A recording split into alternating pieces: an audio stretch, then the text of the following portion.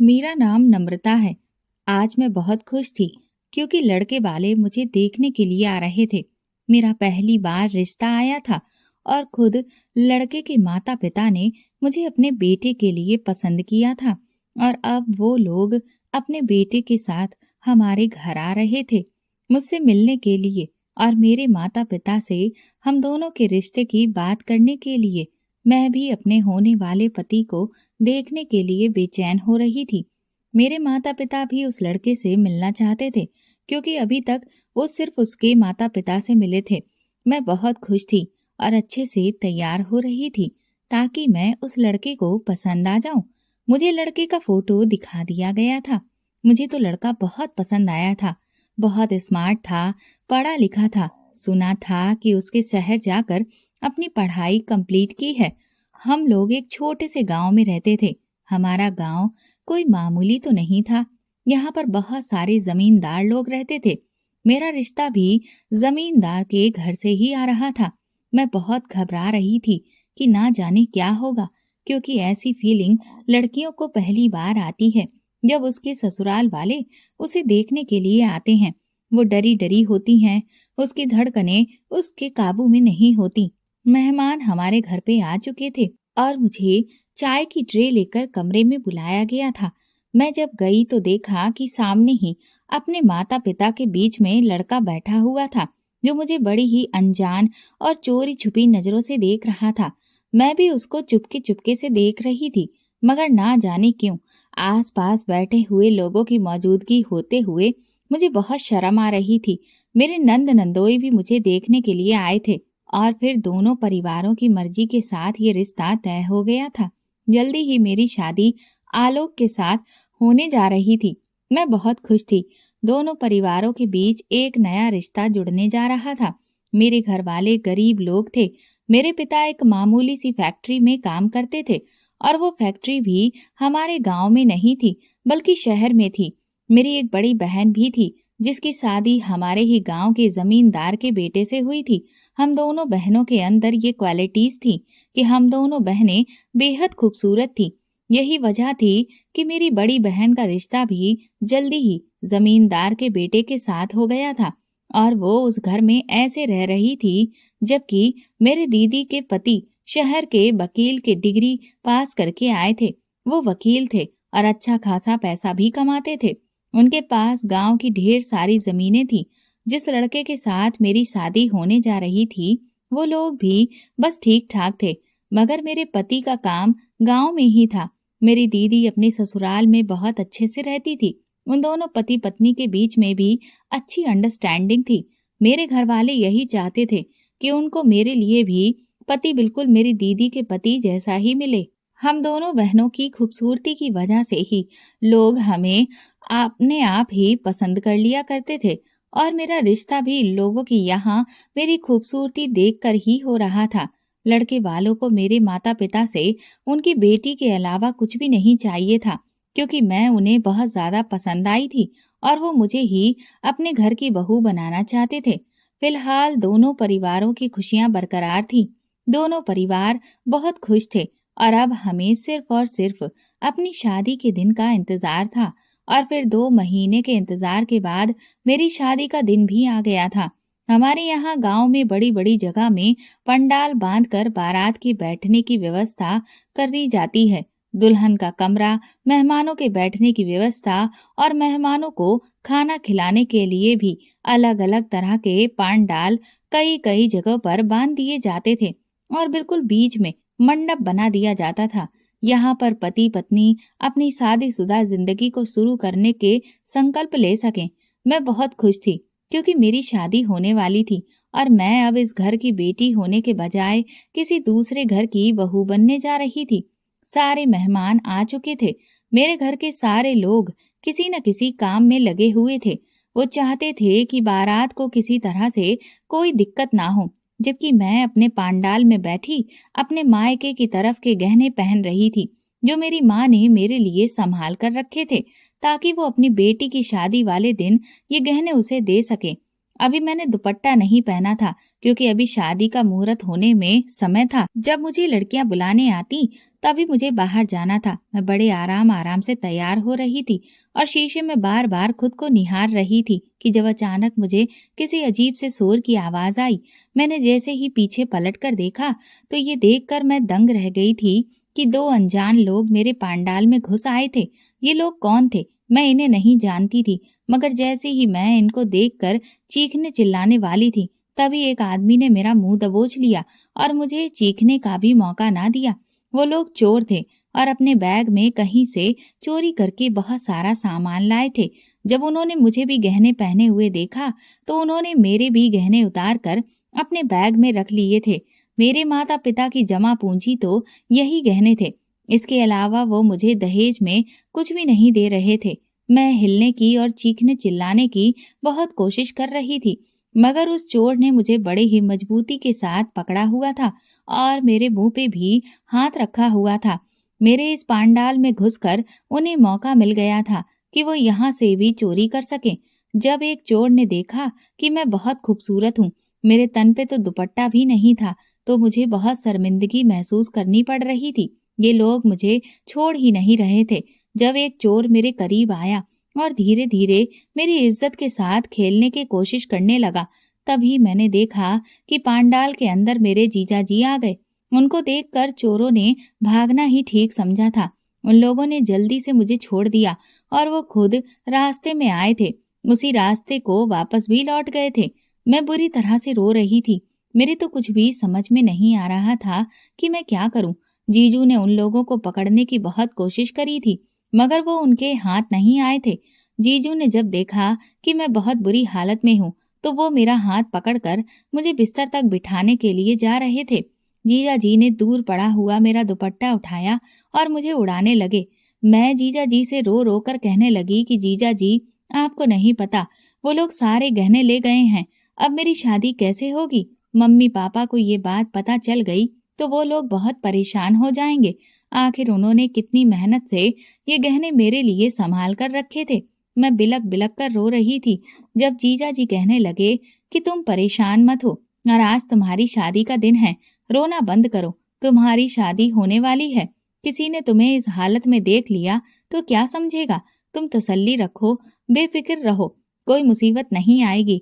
इतने में ही मेरी दीदी फूलों की थाली लेकर मेरे कमरे में आ गई थी और कहने लगी कि आप लोग यहाँ पे क्या कर रहे हो? बाहर चलो, बारात आ गई है, उसका स्वागत भी तो करना है। दीदी ने जब मुझे रोते हुए देखा तो वो हैरान रह गई थी और मेरे करीब आई और जीजा जी की तरफ देखते हुए कहने लगी कि इसे क्या हुआ है? ये क्यों इतना रो रही है? मैं तो बस रोए ही जा रही थी। मैं इस स्थिति में नहीं थी कि उन्हें कुछ भी बता सकूं। फिर जीजा जी ने दीदी को पूरी बात बताई। दीदी तो ये सब बातें सुनकर ही होश खो बैठी थी। दीदी ने कहा कि उन लोगों ने तुम्हें कुछ किया तो नहीं ना? मैंने कहा कि नहीं, इससे पहले ही जीजा जी यहाँ पे आ गए थे, इसीलिए वो लोग मेरा कुछ नहीं बिगाड़ सके। मगर वो लोग मेरे सारे गहने ले गए। अब क्या होगा? माँ और पिताजी ये गहने मुझे शादी में देने वाले थे। अब तो उनके सब लोगों के सामने बहुत बेइज्जती होगी। सब लोग यही कहेंगे कि बेटी को खाली हाथ विदा किया। तब दीदी कहने लगी कि तुम फिक्र मत करो, हम अपने गहने तुम्हें दे देंगे। मैं उनको फटी फटी नजरों से देखने लगी। जब जीजा जी ने भी मुझे देखकर कहा कि हाँ, तुम्हारी दीदी ठीक कह रही है। जीजा जी ने जल्दी से अपने गले में पहनी हुई सोने की चेन और अंगूठी, पहनी हुई सोने की अंगूठियां उतार कर मुझे दे दी और पहनने के लिए कहा, जबकि दीदी ने भी अपने सारे गहने उतार कर मुझे पहना दिए और कहने लगी कि ये भी उतने ही गहने हैं जितने तुम अपने ससुराल को ले जाने वाली थी। मैंने दीदी से कहा, मगर आप ये सब कुछ क्यों कह रही हो? तो दीदी कहने लगी कि कोई बात नहीं, मेरे पास और आ जाएंगे, मगर इस समय हमारे माता पिता की इज्जत का सवाल है। मैं दीदी से लिपट कर रोने लगी थी। न जाने ये क्या अनर्थ हो गया था। मैं जितनी खुश थी उतनी ही मेरी खुशी को नजर लग गई थी। अब मुझे दुल्हन बनकर मंडप में ले जाया गया था क्योंकि मुहूर्त निकला जा रहा था और फिर सारी रस्में होने के बाद मेरी शादी हो गई थी। इस हादसे से मैं अभी भी बहुत डरी हुई थी, इसीलिए इस शादी को लेकर मेरी जितनी भी खुशी थी वो सब खत्म हो चुकी थी। मुझे बार-बार अपने पेरेंट्स को देखकर रोना आ रहा था और मेरा दिमाग यही सोचने पर मजबूर हो रहा था कि जीजा जी ने अगर मेरी मदद ना की होती तो आज मेरे माता-पिता की बड़ी महफिल में कितनी बेइज्जती हो रही होती। शादी की सारी रस्में संपन्न हो गई थीं। जब मैं दुल्हन बनकर अपने पति के साथ बैठी हुई थी और सब लोग हम दोनों पति पत्नी को आशीर्वाद दे रहे थे, तब मेरी नंद मेरे बराबर में बैठ गई थी और बार-बार मेरे गहनों को छू छू कर देख रही थी। हर एक चीज को नजर भरकर देख रही थी और सबका वजन भी नाप रही थी और जेवर की बहुत तारीफ भी कर रही थी। कह रही थी, भाभी, आपके पिता ने तो गरीब मजदूर होते हुए भी आपको काफी गहने दे दिए। मैं तो उनकी किसी बात पर कुछ बोल ही नहीं रही थी और फिर जल्दी जल्दी रस्में खत्म होने के बाद मुझे मेरे पति के साथ विदा कर दिया गया था। मैं जब विदा होकर अपने ससुराल आई तो बहुत डरी हुई थी। बार बार मेरे दिमाग में वही सब बातें घूम रही थी। मुझे किसी से भी बात करना भी अच्छा नहीं लग रहा था। शुक्र तो इस बात का था कि वे लोग मेरी इज्जत भी खराब कर सकते थे। इस बात से मैं मेंटली डिस्टर्ब हो गई थी। मैं अपने कमरे में बैठी हुई अपने पति के आने का इंतजार कर रही थी। जब इसी बीच बात को मैं बड़ी गहराई से सोच रही थी, मेरे पति कमरे के अंदर आ चुके थे और मुझे कुछ पता भी नहीं चला। वो मेरे करीब आकर बैठ गए। जैसे ही उन्होंने मुझे छुआ तो अचानक से मैं घबरा गई थी। मुझे इस तरह घबराते हुए देखकर वो कहने लगे कि क्या हुआ, क्यों इतना घबरा रही हो। मेरे मुंह से तो उनके लिए कोई शब्द ही नहीं निकल रहे थे, क्योंकि अभी तक मुझे वही एहसास हो रहा था जब उन दोनों में से एक ने मुझे बड़ी मजबूती से पकड़ रखा था और दूसरा वाला धीरे धीरे मेरे करीब आकर मेरी इज्जत खराब करने की कोशिश कर रहा था। ना जाने क्यों अपने पति को देखकर मेरी आंखों में आंसू आ गए थे और मैंने रोना धोना शुरू कर दिया था। वो कहने लगे कि क्या हुआ। वो ये समझ रहे थे कि मुझे अपने घर वालों की याद आ रही है, क्योंकि मैं अपने घर वालों की बहुत लाडली थी। अब इस तरह से अनजान लोगों में आने के बाद मैं घबरा रही हूँ। मेरे पति कहने लगे कि तुम परेशान नहीं हो, जैसे तुम्हें कंफर्टेबल लगता है तुम वैसे आराम करो और काफी रात हो चुकी है, तुम सो जाओ। मेरे पति ने मुझे तसल्ली दी। मैं अभी भी अनकंफर्टेबल महसूस कर रही थी तो उसने कहा कि तुम बेड पे आराम से सो जाओ, मैं सोफे पे जाकर सो जाता हूँ। मैंने अपने पति को कोई जवाब नहीं दिया और वो खामोशी से सोफे पे जाकर लेट गई थी, जबकि मैं बेड पर ही करवट लेकर लेट गई थी। आंखें बंद की तो फिर से वही वाला हादसा मेरी आंखों में घूम रहा था, लेकिन मैंने उसे अपने दिमाग से निकालने की कोशिश की और फिर उसके बाद मैं गहरी नींद में सो गई थी। सुबह जब मेरी आंख खुली तो देखा कि मेरी ननद कमरे में मौजूद है और बड़ी हैरानी जता रही है। मैंने कहा कि दीदी, क्या हुआ है? तो वो कहने लगी कि आप बेड पे और भैया सोफे पे क्या कर रहे हैं। मैंने देखा कि मेरे पति सोफे पे लेटे हुए थे और अपनी बहन की आवाज पे वो जाग गए। उसने अपने भाई से भी वही सवाल किया था। मेरे पति ने कहा था कि कोई बात नहीं, नम्रता को अनकंफर्टेबल महसूस हो रहा था, इसीलिए मैं सोफे पर सो गया। मेरी नंद इस बात पे बड़ी हैरान हुई थी और वो कमरे से निकल गई। उसने मुझे तैयार होने के लिए कहा था। मैं तैयार होकर अपने सास ससुर को आशीर्वाद लेने के लिए चली गई थी और उसके बाद हम सब लोगों ने मिलकर नाश्ता किया था। मेरे सास ससुर मेरी बहुत तारीफ कर रहे थे, जबकि मैंने नोटिस किया था कि मेरी नंद बार बार मेरे गहनों की तारीफ कर रही थी। ना जाने उसे मेरे जेवरों से क्या मतलब था। शादी वाले दिन से ही उसकी नजर मेरे गहनों पे थी। नाश्ता करने के बाद मेरे नंदोई ने आलोक से कहा कि आओ साले साहब, मुझे आपसे कुछ इम्पोर्टेंट बात करनी है। वो मेरे पति को अपने साथ ले गए थे, जबकि मुझे मेरी ननद कमरे में ले आई थी और बार बार मुझसे यही पूछ रही थी कि क्या रात तुम दोनों पति पत्नी के बीच कुछ भी नहीं हुआ। मैंने उससे कहा कि नहीं, ऐसी कोई बात नहीं है। तो वो कहने लगी कि मुझे तो कुछ गड़बड़ ही लगती है। आखिर भैया के सोफे पर सोने का क्या मतलब बनता है।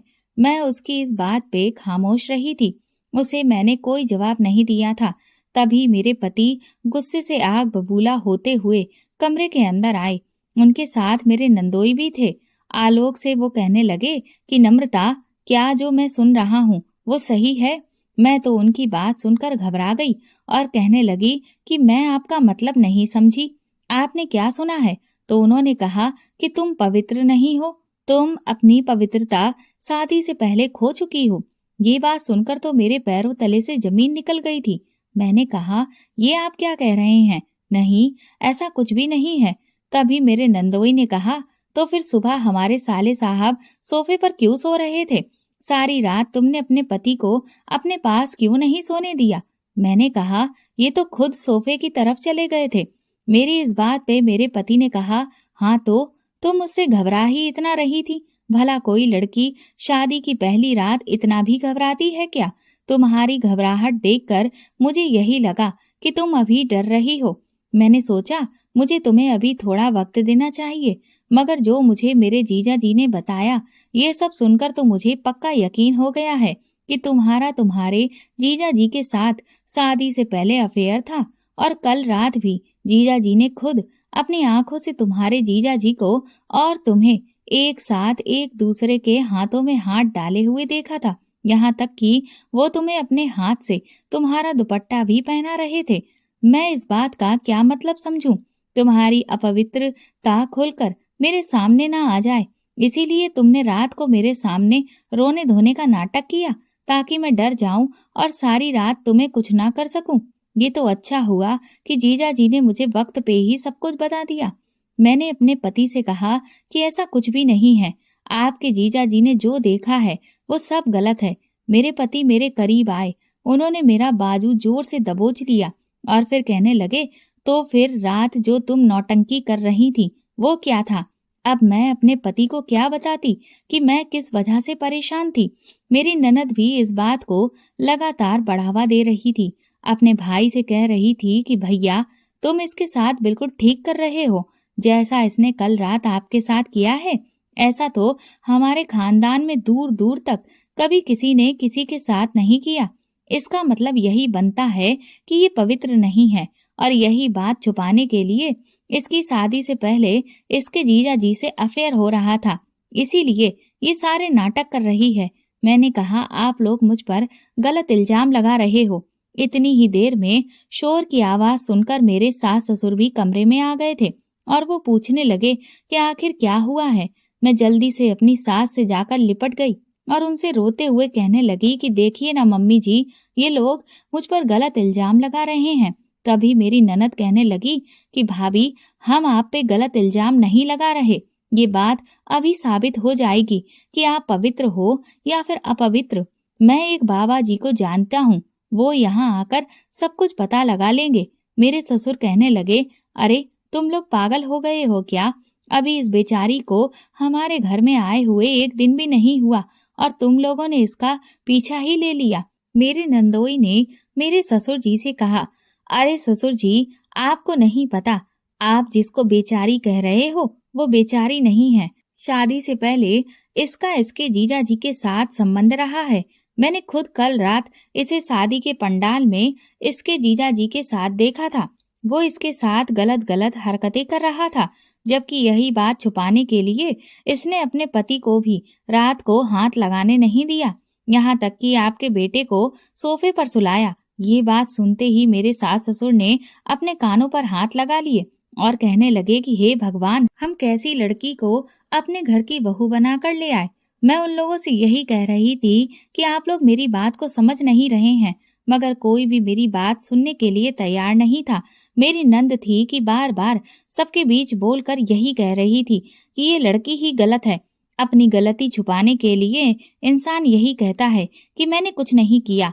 मेरे पति ने अपने जीजा जी से कहा, तो फिर जीजा जी, आपको ये बात साबित करनी ही होगी कि ये पवित्र है या फिर अपवित्र।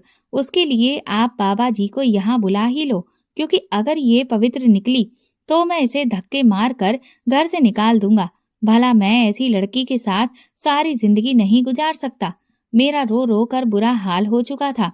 मेरी इसमें क्या गलती थी जो मेरे साथ इतना बुरा हो रहा था? क्या मैं अपवित्र थी? मैंने तो सोचा था कि मैं शादी के बाद बेहद खुश रहूंगी, मगर यहाँ तो मुझे एक पल का भी सुकून नहीं मिल रहा था। तो फिर मुझे खुशी कहाँ से नसीब हो सकती थी? 2 घंटे के बाद बाबा जी घर आ गए थे। ये बाबा कौन था? हम में से कोई इसे नहीं जानता था, सिवाय मेरे नंदोई के। मेरा नंदोई ही इसे यहाँ पर लेकर आया था। उसने बाबा को सारी बात बताई थी। बाबा कहने लगा कि ठीक है, मैं अपने उपाय इस लड़की पर करता हूँ। अभी पता चल जाएगा कि ये लड़की पवित्र है या फिर अपवित्र। बाबा जी ने मुझे अपने पास बिठाया। मेरी कुंडली मंगवाई गई। मेरे सर पर हाथ रखकर न जाने वो क्या क्या मंत्र पढ़ते रहे थे। और फिर थोड़ी देर के बाद उन्होंने कहा कि ये लड़की तो अपवित्र है, जबकि इस लड़की का भाग्य अब आपके बेटे के साथ जुड़ चुका है और अब आप अपने बेटे की जिंदगी में भी कठिनाइयां आने वाली हैं। आपके बेटे की भी जिंदगी में। ये बात सुनकर सब लोग हैरान रह गए थे। मैंने कहा, बाबा जी आप ये क्या कह रहे हो? ऐसा कुछ भी नहीं है। तो बाबा कहने लगा कि ऐसा ही है लड़की, तुम्हारी अपवित्रता तुम्हारे पति के भाग्य में शामिल हो गई है। अब तुम्हारे पति के ऊपर बहुत सारी कठिनाइयां आने वाली हैं और ये कठिनाइयों का समय ज्यादा दूर नहीं बल्कि करीब ही है। मेरी सास कहने लगी, तो फिर बाबा जी इस चीज का उपाय क्या होगा? हमें उपाय बताओ। हम तो इस लड़की को यहाँ से निकाल देंगे। हम नहीं चाहते कि हमारे बेटे को कुछ हो। बाबा ने कहा कि अच्छा ठीक है, मैं उपाय कर दूंगा। इस लड़की को पूरे 2 दिन तक ना तो कोई अन्न देना है और ना ही जल का एक भी कतरा देना है। इसे अपनी अपवित्रता खत्म करने के लिए उपवास करना होगा। मैंने कहा, बाबा जी आप ये क्या कह रहे हैं? मैं भूखी प्यासी रही तो मैं मर जाऊंगी। तो वो बाबा कहने लगा, अगर तुम भूखी प्यासी ना रही तो तुम्हारा पति मर जाएगा। ये कहकर वो बाबा चला गया था। मगर मेरे ऊपर मुसीबत आ गई थी। मुझे ये लोग न जाने कैसी कैसी बातें सुनाने लगे थे। मुझे अपने घर वालों की बहुत याद आ रही थी। मैं सोच रही थी कि मेरी शादी किस घर में हो गई है। मेरी जिंदगी में कितनी मुश्किलें आ गई हैं। रो रो कर मेरा बुरा हाल हो चुका था। शाम का समय होने वाला था। मुझे बहुत तेज भूख लग रही थी। मैं अपने कमरे में बंद थी। मेरी कुछ भी समझ में नहीं आ रहा था कि मैं क्या करूं। भूख से मेरा हाल बेहाल हो रहा था। तेज गर्मी होने की वजह से प्यास से गला भी सूख रहा था। मगर मेरी सास और मेरी ननद ने मुझे कुछ भी खाने को नहीं दिया था। मेरा पति था कि कमरे में ही नहीं आ रहा था। मैं चाह रही थी कि मैं उससे बात करके उससे कहूं कि मुझे कुछ खाने के लिए दे दो। ये बाबा झूठ बोल रहा है। मैं बंद कमरे में ही इधर उधर टहलने लगी, देखने लगी कि शायद मुझे खाने के लिए कुछ मिल जाए। अभी मैं कमरे की तलाशी ले ही रही थी कि मेरा पति जोर जोर से चिल्लाने लगा। न जाने क्यों वो इतना चिल्ला रहा था। मैं अंदर से ही कमरे का दरवाजा जोर जोर से बजा रही थी कि दरवाजा खोलो, आखिर आलोक को क्या हुआ है। तभी मेरी ननद ने एक झटके से दरवाजा खोला और मेरे मुंह पर जोरदार थप्पड़ मार दिया। मैं समझ नहीं पाई थी कि उसने ऐसा क्यों किया। जैसे ही मेरी नजर अपने पति के जले हुए पैर की तरफ गई तो मेरे पैरों तले से जमीन निकल गई थी। मेरी सास अपना सीना पीट पीट कर रो रही थी और कह रही थी कि कैसी मुसीबत हम अपने घर ले आए हैं। इसके आने से तो मेरे बेटे की जिंदगी ही खराब हो गई है। उस पर परेशानियां आनी शुरू हो गई हैं। न जाने अब मेरे बेटे का क्या होगा। मेरा बेटा नहीं बच सकेगा। मैं अपने पति की तरफ गई। उनका पैर अपने हाथ में लेकर छूने की कोशिश कर रही थी। तभी मेरी सास ने मुझे धक्का दे दिया और कहने लगी कि मेरे बेटे को हाथ भी मत लगाना करम जली। तेरे ही कर्मों का फल मेरा बेटा भुगत रहा है। अरे अगर तुझे अपना जीजा इतना ही पसंद था तो उसी से शादी कर लेती। मेरे बेटे से शादी करके उसकी जिंदगी खराब करने की क्या जरूरत थी। मैं अभी भी उन लोगों से यही कह रही थी कि मम्मी जी मेरी कोई गलती नहीं है। आलोक का पैर जल गया है, इसमें मेरी क्या गलती। तभी मेरा नंदोई भागा भागा आया और कहने लगा, मैं अभी अभी बाबा जी से बात करके आया हूँ। बाबा जी ने बताया है कि जरूर इस लड़की ने कुछ खाया पिया होगा, तभी आलोक पर मुसीबत आई है। दरअसल मेरे पति का पैर तब जला था जब उसकी बहन ट्रे में गरम गरम चाय की केतली लेकर आ रही थी। जब उनकी अपनी बहन से टक्कर हुई तो पूरी चाय की केतली आलोक के पैर पर गिर गई थी। ये एक एक्सीडेंट था, मगर उन लोगों ने इस हादसे को भी मेरा नाम दे दिया था। मेरी सास और ननद ने इस बात पर मुझे बहुत ही ज्यादा मारा था। मैंने तो सुबह से कुछ खाया पिया भी नहीं था, मगर ये लोग तो उस बाबा के भड़कावे में आ चुके थे। मार मार कर इन लोगों ने मेरा बुरा हाल कर दिया था और फिर से मुझे कमरे में बंद कर दिया गया था। मुझे तो अब इन लोगों से बहुत डर लगने लगा था, क्योंकि ये लोग इंसान नहीं बल्कि दरिंदे थे। मेरे पति का पैर कुछ ठीक हुआ तो वो कमरे में मुझसे मिलने के लिए आया था और बार बार यही कह रहा था कि ना जाने कौन सी मनूस घड़ी थी जो मेरी शादी तुम्हारे साथ हो गई। मैं अपने पति के पैरों में गिर गई और उससे कहने लगी कि मैं आलोक, मैंने कुछ भी नहीं किया है। मैं सच कहती हूँ, मैं पवित्र हूँ और मैं इस बात की सच्चाई चीख चीख कर दे सकती हूँ। तुम लोग मेरी बात सुनने को तैयार ही नहीं हो। जीजा जी से मेरा कोई अफेयर नहीं था। प्लीज मेरी बात का यकीन करो। वो बाबा झूठ बोल रहा है। मगर आलोक ने मेरी एक भी ना सुनी। अगले दिन फिर से वो बाबा वहां पर आ गया था। मुझे इस बाबा पे बहुत गुस्सा आया। मैंने इस बाबा का गिरेबान पकड़ लिया और चिल्ला चिल्ला कर कहने लगी कि तेरी वजह से मेरा घर खराब हो रहा है। मैं पवित्र हूँ। मैं जोर जोर से चिल्ला रही थी। मेरे पति ने मेरे मुंह पर एक जोरदार थप्पड़ मार दिया और कहने लगा कि तुम्हारी हिम्मत कैसे हुई बाबा जी से इस तरह से बात करने की। बाबा को गुस्सा आ गया और वो कहने लगा, अब मैं इस घर में कभी नहीं आऊंगा। आखिर ये लड़की अपवित्र है और तुम लोगों की यहाँ पर बहुत बड़ा संकट आने वाला है सिर्फ इस लड़की की वजह से। मैं तब भी यही कह रही थी कि झूठ बोल रहा है ये बाबा। तो कहने लगा, अगर मैं झूठ बोल रहा हूँ तो तुम्हें एक परीक्षा सफल कर पास करनी होगी। बताओ, तुम परीक्षा सफल करने के लिए तैयार हो? मैंने कहा कि मैं सब कुछ करने के लिए तैयार हूँ, क्योंकि मैं झूठ नहीं बोल रही हूँ, झूठ तुम बोल रहे हो। तो वो बाबा कहने लगा कि अच्छा ठीक है, हमारी इस परीक्षा से सबको पता चल जाएगा कि तुम पवित्र हो या फिर नहीं। बाबा के कहने पे मैंने उसकी परीक्षा सफल से पास करने का डिसीजन तो ले लिया था, मगर मैं ये नहीं जानती थी कि आखिर वो मुझे कौन सी परीक्षा देने वाला था। मेरे होश तो तब उड़े थे जब मैंने देखा कि जमीन पर ढेर सारे जले हुए कोयले रखे हुए थे। उनमें से गरम गरम चिंगारियां निकल पड़ी थी और ठीक सामने ही मेरा पति खड़ा हुआ था। बाबा कहने लगा कि तुम्हें इन दहकते हुए कोयलों पे चलकर अपने पति की तरफ जाना है। अगर तुम्हारे पैर जल गए तो इसका मतलब यही हुआ कि तुम अपवित्र हो, और अगर तुम्हारे पैर नहीं जले तो तुम पवित्र हो। मैंने कहा, ये तुम क्या कह रहे हो? ये आग है और आग से तो कोई भी इंसान जल सकता है। पवित्र हो या फिर अपवित्र हो, ये कोई मायने नहीं रखता। ये तुम इन लोगों के दिमाग में किस तरह की बातें डाल रहे हो? बाबा कहने लगा कि तुम इस परीक्षा को सफल करने के लिए तैयार हो या नहीं, क्योंकि इस परीक्षा को सफल करने से ही तुम्हारी सारी सच्चाई के बारे में पता चल सकेगा। मैं जोर जोर से चिल्ला रही थी और रो रो कर सबसे कह रही थी कि मेरी बात का यकीन करो, मगर अभी भी मेरी कोई बात का यकीन नहीं कर रहा था। मेरी ननद ने जबरदस्ती मेरा हाथ पकड़कर इन दहकते हुए कोयलों पे खड़ा कर दिया था। मेरी एक जोरदार चीख निकली थी, क्योंकि मेरे पैर जलने लगे थे। मैं आगे नहीं बढ़ सकी। मैंने कहा, मैं नहीं जा सकती आगे। मेरे पैर जल गए। फिर मेरा पति मेरे करीब आया और उसने मुझे धक्का देकर जमीन पर गिरा दिया। कहने लगा कि तेरे पैर तो जल गए हैं, इसका मतलब कि तू अपवित्र है। अब मैं तुझे नहीं छोड़ूंगा।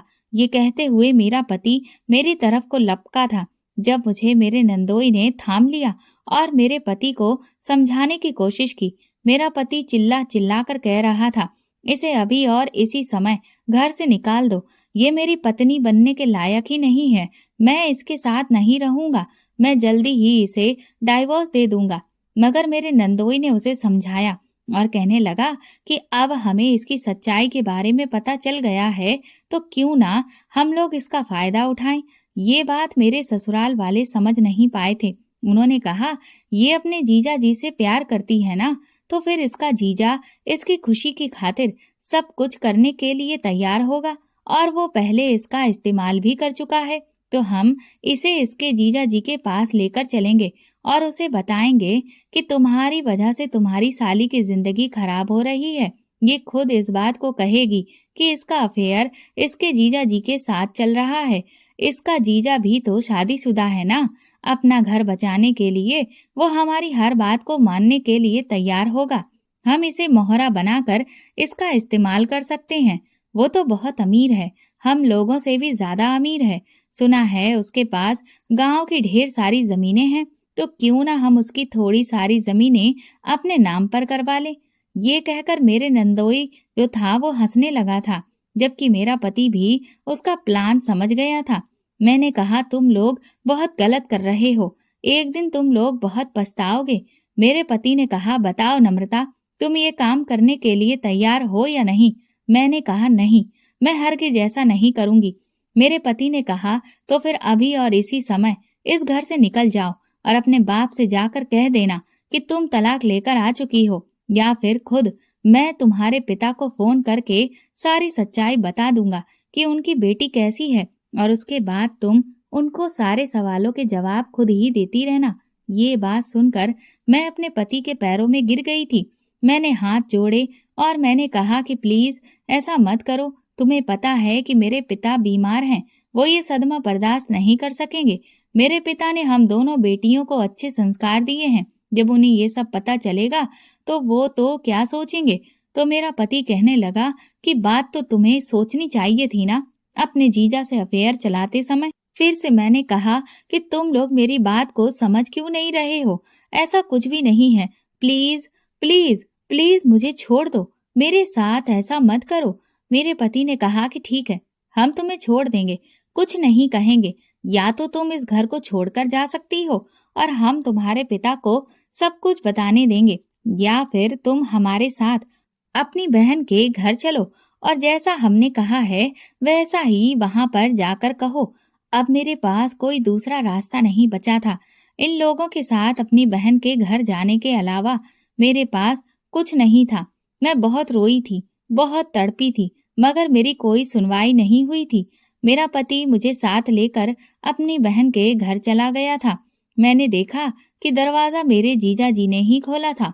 वो लोग हम दोनों को देखकर बहुत खुश हुए थे, जबकि मेरे चेहरे का तो रंग ही उड़ा हुआ था। दीदी मुझे देखकर कहने लगी कि तुझे क्या हो गया है, तुझे देखकर तो लगता ही नहीं है कि तू एक नई नवेली दुल्हन है। तू तो कितनी कमजोर हो गई है। अभी तो तेरी शादी को एक हफ्ता भी नहीं हुआ है और तुझे देखकर ऐसा लग रहा है कि जैसे न जाने कितने समय के बाद देखा है। इतने में ही मेरे पति ने मेरी दीदी से कहा कि दीदी, अब आप अपनी बहन का पीछा छोड़ दो, कुछ हमसे भी बात कर लो। उन्होंने उन्हें बैठने के लिए कहा तो मेरे पति कहने लगे कि हम यहाँ बैठने के लिए नहीं आए हैं, हमें जीजा जी से कुछ अकेले में बात करनी है। इस बात पर मेरी दीदी चौंक गई थी। उन्होंने कहा कि किस तरह की बात। तब तक जीजा जी भी यही सवाल कर रहे थे। तो मेरे पति कहने लगे कि बात यहाँ पर नहीं, बल्कि हम लोग कमरे में जाकर करना चाहते हैं। जीजा जी इस बात के लिए तैयार हो गए और फिर वो मुझे और मेरे पति को कमरे में ले गए थे। मेरे पति ने कमरे का दरवाजा बंद कर दिया था और फिर उसने कहा कि मुझे सब कुछ पता चल गया है। शादी से पहले आपका मेरी पत्नी के साथ अफेयर रहा था। मैं खामोशी से खड़ी रही थी, मैं कुछ भी नहीं कह रही थी, जबकि लगातार मेरी आंखों से आंसू निकल रहे थे। मेरे जीजा जी चौंकते हुए कहने लगे कि ये तुम कैसी बातें कर रहे हो आलोक, ऐसा कुछ भी नहीं है। आलोक ने कहा कि मुझे सब कुछ पता है, तुमने मेरी पत्नी का इस्तेमाल भी किया है, इसने मुझे सब कुछ बता दिया है और ये तुम्हें तुम्हारे सारे राज तुम्हारी पत्नी के सामने भी खोल सकती है। जीजा जी बार बार उससे कह रहे थे कि तुम मुझे गलत समझ रहे हो, नम्रता तो मेरी छोटी बहनों की तरह है, मैं भला ऐसा कैसे कर सकता हूँ। लेकिन आलोक कह रहा था कि ऐसा खुद तुम्हारी साली ने बताया है और शादी वाले दिन भी मंडप में आने से पहले मेरे जीजा जी ने खुद तुम्हें मेरी पत्नी के साथ देखा था, जब तुम उसके हाथों में अपना हाथ दे रहे थे। अगर तुम्हें यकीन नहीं आता तो अपनी साली से पूछ सकते हो। जीजा जी ने मेरी तरफ देखा तो मेरी आंखों से आंसू निकलते हुए आंसू देखकर उनको गुस्सा आ गया। काफी देर तक वो सोच विचार करते रहे, फिर आलोक से कहने लगे, तो फिर तुम लोग क्या चाहते हो आलोक? आलोक ने कहा, अगर तुम चाहते हो कि ये बात तुम्हारी पत्नी को पता ना चले तो फिर जैसा मैं कहूँ तुम वैसा ही करो। मुझे तुमसे गांव की वो जमीन चाहिए जो सबसे ज्यादा कीमत की है। जीजा जी ने कहा, मगर वो जमीन तो बहुत कीमती है। मेरा पति कहने लगा, अब मेरी पत्नी की भी कोई कीमत नहीं रही जब तुमने उसे इस्तेमाल कर लिया, मगर फिर भी मैं तुम्हारी साली को अपने घर में जगह देने के लिए तैयार हूँ, लेकिन उसके लिए तुम्हें मेरी शर्त पूरी करनी होगी, वरना मैं पूरे गांव को चिल्ला चिल्ला कर ये बता दूंगा कि शादी से पहले तुम मेरी पत्नी को अपवित्र कर चुके हो। जीजा जी गहरी सोच में खड़े हुए थे और फिर उन्होंने आलोक से कह दिया था कि मैं तुम्हें वो जमीन देने के लिए तैयार हूँ, मगर उसके कागजात अभी मेरे पास नहीं हैं। मैं कल वो कागजात तुम्हारे पास ले आऊंगा, बल्कि मेरे पास गांव की जितनी भी कीमती जमीनें हैं वो सब मैं तुम्हें देने के लिए तैयार हूँ। ये बात जब आलोक ने सुनी तो उसके चेहरे पर एक साथ हैरानी वाली मुस्कुराहट आ गई थी। मगर जैसे ही जीजा जी ने कहा कि उसके लिए मेरी एक शर्त है, अगर तुम वो मानोगे तो मैं तुम्हें अपने गांव की सारी ही कीमती जमीनों के कागजात दे दूंगा, इसमें तुम्हारा ज्यादा फायदा होगा। आलोक ने कहा कि कैसी शर्त जीजा जी? जीजा जी मेरी तरफ आए, उन्होंने मेरे कंधों पर हाथ रखा और कहने लगे, नम्रता मुझे सच में शुरू से ही बहुत प्यारी रही है। मैं चाहता हूँ कि मैं एक बार फिर से अपनी पुरानी यादें ताजा करूं। अभी तुम्हारी नम्रता के साथ नई नई शादी हुई है, तो कमरे का माहौल भी अभी नया नया ही होगा। इसीलिए मैं तुम्हारे घर जाकर नम्रता के साथ अपनी यादगार पल बिताना चाहता हूँ। सिर्फ एक बार कल मैं आ जाऊंगा प्रॉपर्टी के पेपर लेकर, मगर कल सारा दिन नम्रता के साथ उसके कमरे में मैं गुजारूंगा। ये सुनकर मैं दंग रह गई थी, क्योंकि मुझे अपने जीजा जी से ऐसी उम्मीद बिल्कुल भी नहीं थी। मेरे जीजू कितने घटिया निकलेंगे, वो भी आलोक का साथ दे रहे थे। मैं और ज्यादा रोने लगी थी, जबकि आलोक ने इस शर्त को मान लिया था और वो मुझे घर लेकर आ गए थे। सारी रात मुझे इसी टेंशन में नींद नहीं आई थी कि मैं इन मुश्किलों से निकल नहीं पा रही हूँ, बल्कि हर दिन एक नई मुश्किल में उलझती चली जा रही हूँ। मेरा मन तो कर रहा था कि मैं अपनी जान ले लूं, मगर इस घर में तो मैं सुकून से मर भी नहीं सकती थी। सुबह हो चुकी थी। ठीक 10 बजे जीजा जी प्रॉपर्टी के पेपर लेकर घर आ गए थे। प्रॉपर्टी के पेपर्स देखकर मेरे ससुराल के सभी लोगों के चेहरे खिल गए थे। ये लगभग गांव के 6-7 जमीनों के कागजात थे। मेरे जीजा जी ने वो सब मेरे पति के हाथ में देने से पहले कहा कि तुम्हें अपनी शर्त याद है ना? मेरे पति ने कहा कि हाँ हाँ मुझे याद है। तो जीजा जी कहने लगे कि फिर मेरी नम्रता को अच्छी तरह से तैयार किया जाए, जैसे कोई दुल्हन तैयार होती है। मेरी नंद कहने लगी कि हाँ, आप ये पेपर दे दो, मैं अभी नम्रता को तैयार करती हूँ। वो मुझे लेकर कमरे में चली गई थी और मुझे तैयार करने के बाद वो कमरे से निकल रही थी। जीजा जी ने सारे कागजात मेरे पति और नंदोई के हवाले कर दिए थे। इतने वो लोग प्रॉपर्टी के कागज चेक कर रहे थे। जब जीजा जी कमरे के अंदर आ गए, मैं दौड़ती हुई दरवाजे की तरफ आई थी और अपनी नंद से कहने लगी कि प्लीज मेरे साथ ऐसा मत करो। मगर मेरी नंद जबरदस्ती मुझे कमरे के अंदर घुसेड़ने की कोशिश कर रही थी। तभी मेरे जीजा जी ने मेरा हाथ पकड़ लिया और दूसरे हाथ से उन्होंने मेरी नंद का हाथ पकड़ लिया और पलक झपकते ही जीजा जी ने मुझे कमरे के बाहर की तरफ धकेल दिया। मेरी नंद को कमरे के अंदर की तरफ खींचकर जल्दी से कमरे का दरवाजा अंदर से उन्होंने बंद कर लिया। ये सब देखकर मैं हैरान रह गई थी। मेरी नंद जब कमरे के अंदर गई तो वो जोर जोर से चिल्ला रही थी। इसका मतलब ये था कि मेरे जीजा जी मेरी नंद के साथ। मैं धीरे धीरे चलती हुई घर के बाकी सदस्यों के पास गई। जब उन लोगों ने मुझे देखा तो वो कहने लगे कि तू यहाँ है तो फिर कमरे में कौन गया? मैंने कहा कि कमरे में दीदी गई है। वो लोग घबरा गए, उनके पैरों तले से जमीन निकल गई, क्योंकि मेरी नंद जोर जोर से चिल्ला रही थी। मेरा नंदोई भागता हुआ कमरे की तरफ गया और जोर जोर से दरवाजा बजाने लगा। कहने लगा कि कमीने, दरवाजा खोल, मैं तुझे छोड़ूंगा नहीं, छोड़ मेरी पत्नी को। मगर जीजा जी तो अंदर से दरवाजा खोल ही नहीं रहे थे। लगातार मेरी नंद के चिल्लाने की आवाजें आ रही थी और फिर लगभग पूरे 1 घंटे के बाद जीजा जी ने अपने कमरे का दरवाजा खोल दिया था।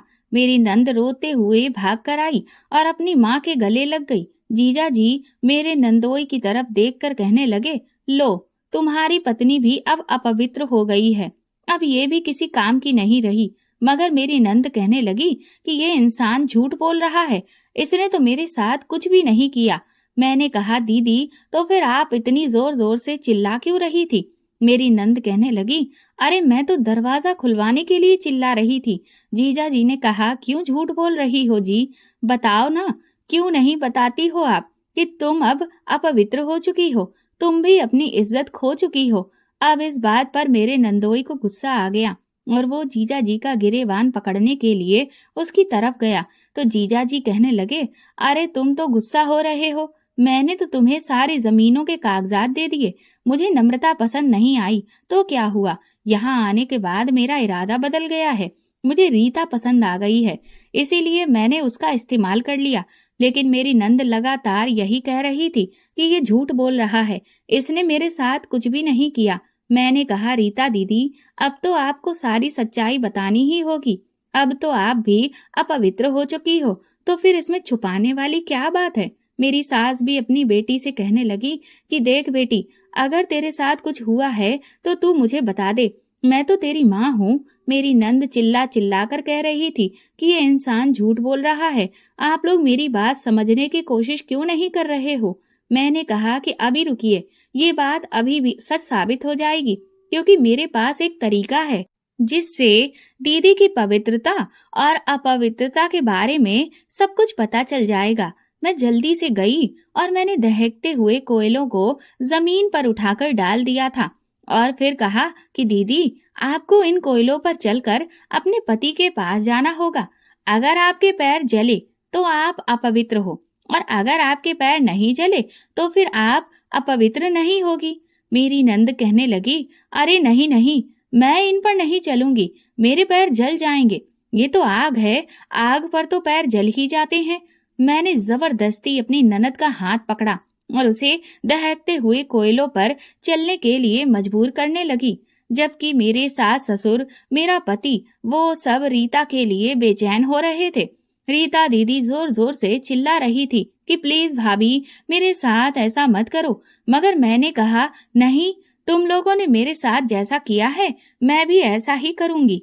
आखिर मेरी पवित्रता भी तो इसी तरह से चेक की गई थी, तो तुम्हारे साथ भी ऐसा ही होगा।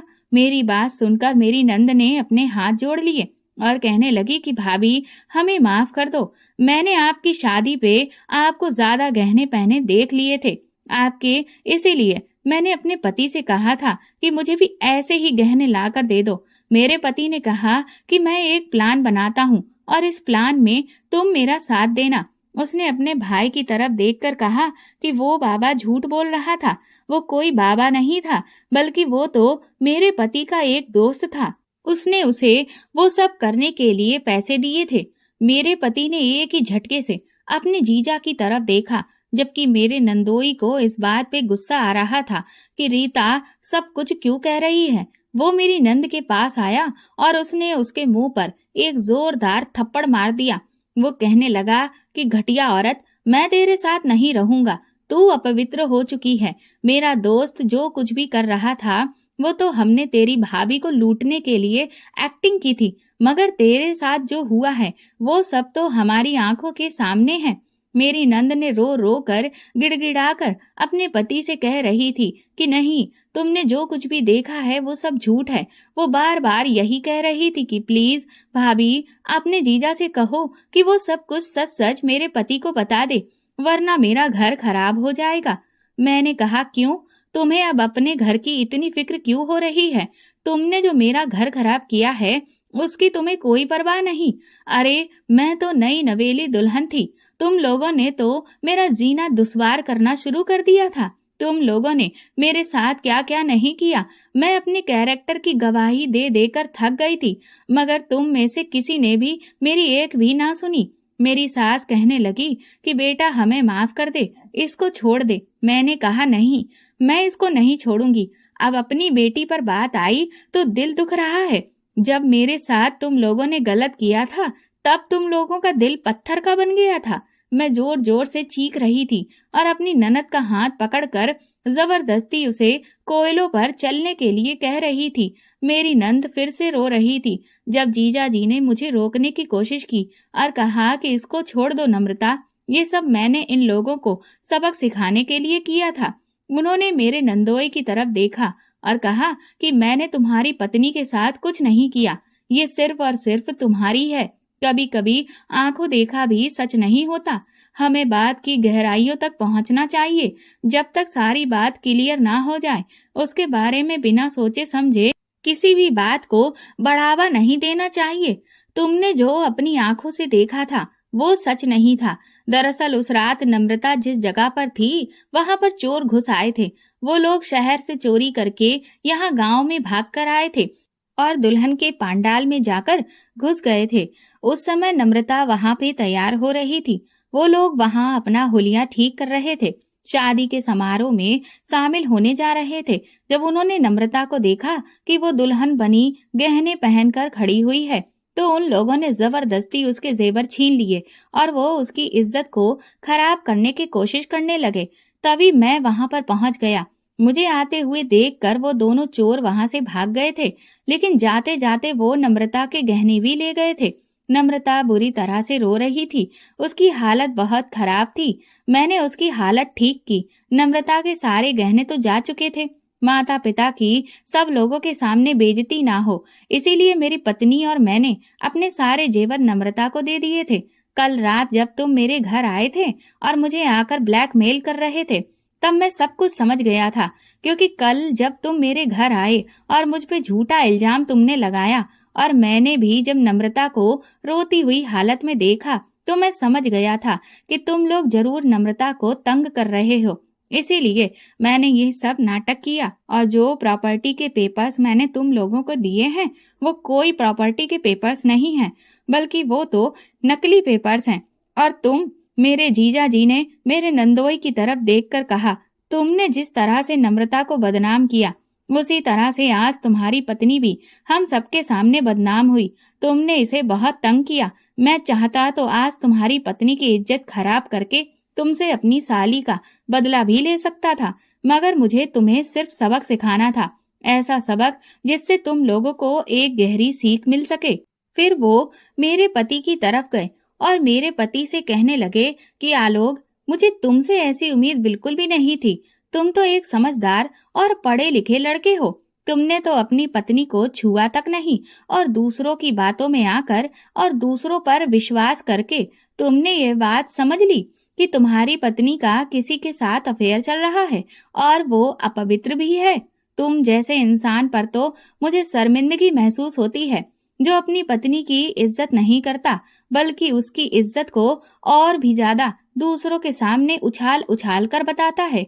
मेरी नंद भी मुझसे माफी मांग रही थी।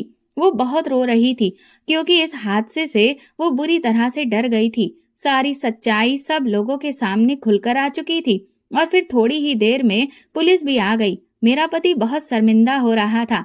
मेरा नंदोई ये बात अच्छी तरह से जानता था कि मेरे जीजा जी ने उस समय मुझे तसल्ली दी थी, बल्कि उन्होंने मेरे साथ कुछ गलत नहीं किया था, मगर वो लालच में आकर पैसे वसूलना चाहता था, इसीलिए उसने ये सब कुछ किया था। पुलिस ने मेरे ससुराल वालों को अरेस्ट कर लिया था, क्योंकि मेरी दीदी ही पुलिस को लेकर आई थी। कभी भी हमें आंखों देखी बातों पर विश्वास नहीं करना चाहिए। कुछ रिश्ते ऐसे होते हैं जो बहुत कच्ची डोर की तरह होते हैं, थोड़ा सा दबाव पड़ते ही टूट जाते हैं। इसीलिए अपने रिश्तों को खुद संभालना सीखिए, अपने रिश्तों पर भरोसा करना सीखिए, और बात की गहराई को समझने की कोशिश कीजिए। दूसरों की बातों में आने से पहले अपने बारे में सोचिए, क्योंकि जो इंसान आपको भड़का रहा है, जरूर उसको भी आपसे कोई ना कोई मतलब है, और फिर अपना मतलब निकल जाने के बाद वो इंसान आपको परेशान भी कर सकता है, और जब उस इंसान का मतलब पूरा हो जाता है, फिर वो आपसे किनारा करने लगता है। तब आपको एहसास होता है कि आपने अपने सगे रिश्तों पर भरोसा ना करके कितनी बड़ी गलती की है। दोस्तों, अगर आपको हमारी कहानी पसंद आई है तो कमेंट करके जरूर बताएं, और वीडियो को लाइक करके ज्यादा से ज्यादा शेयर करें। चैनल पर नए हैं तो सब्सक्राइब करें, और हाँ, नोटिफिकेशन बेल को जरूर दबाएं ताकि अगली अपडेट सबसे पहले आपको मिले। धन्यवाद।